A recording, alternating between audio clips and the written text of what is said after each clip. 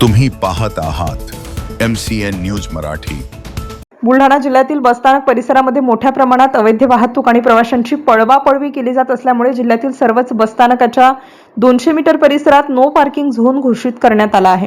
या परिसरात कुठलीही अवैध खासगी वाहतूक करण्यासाठी अशा वाहतुकीवर महाराष्ट्र राज्य परिवहन महामंडळ RTO आणि पोलिसांनी संयुक्तपणे कारवाईचा बडगा उगारला आहे। गेल्या महिनाभरात 2 वेळा अभियान राबवत आतापर्यंत 556 वाहनांवर कारवाई करण्यात आली असून 7,26,000 रुपये दंड वसूल करण्यात आला असून अजूनही ही कारवाई सुरू आहे।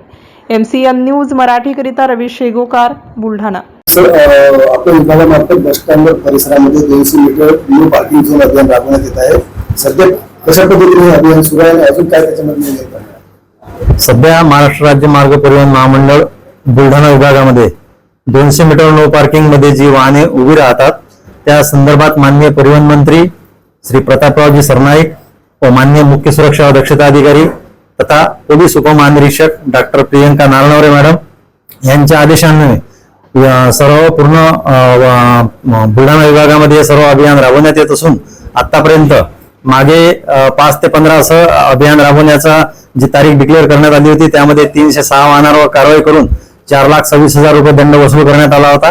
त्यामध्ये RTO तसेच पोलीस अधिकारी यांचं आम्हाला सहकार्य लाभलेलं होतं। आता सुद्धा 1 ते 10 या दरम्यान ही कारवाई सुरू असून आतापर्यंत 250 वाहनांवर कारवाई करण्यात आली असून 3 लाखाच्या वर दंड वसूल करण्यात आलेला आहे। राज्य परिवहन महामंडळाचे बसस्थानकाचे 200 मीटरचे परिसर हे प्रतिबंधित क्षेत्र घोषित करण्यात आलेले असून त्यामध्ये प्रवासी चढ उतार करण्यास व प्रवासी वाहने अवैध प्रवासी वाहतूक करणारी वाहने थांबवण्यास मनाई करण्यात आलेली आहे आणि त्या ठिकाणी जर ती वाहने थांबली तर पोलीस व RTO यांच्या अधिकाऱ्यांसोबत ST महामंडळाचे अधिकारी अशी संयुक्त कारवाई त्यांच्यावर करण्यात येत आहे।